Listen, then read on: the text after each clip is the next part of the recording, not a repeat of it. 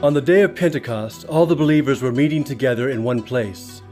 Suddenly, there was a sound from heaven like the roaring of a mighty windstorm, and it filled the house where they were sitting.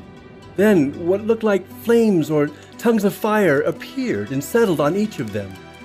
And everyone present was filled with the Holy Spirit and began speaking in other languages as the Holy Spirit gave them this ability.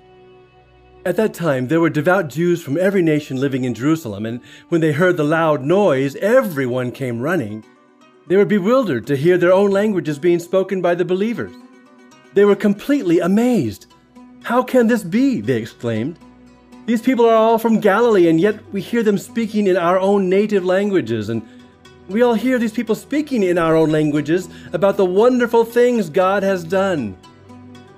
They stood there, amazed and perplexed. "What can this mean?" they asked each other.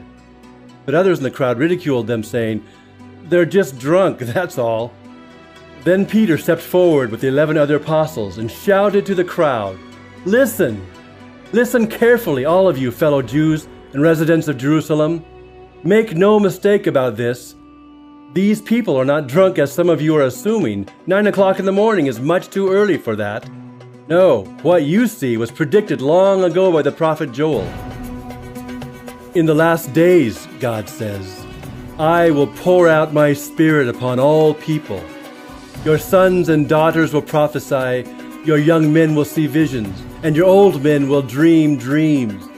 In those days I will pour out my Spirit, even on my servants, men and women alike, and they will prophesy, and I will cause wonders in the heavens above, and signs on the earth below, blood and fire and clouds of smoke.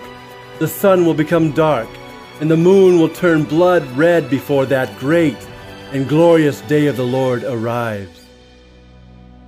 But everyone who calls on the name of the Lord will be saved.